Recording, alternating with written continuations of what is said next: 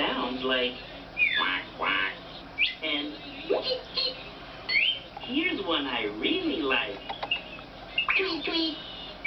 Next time you listen to birds, see how many sounds you can hear.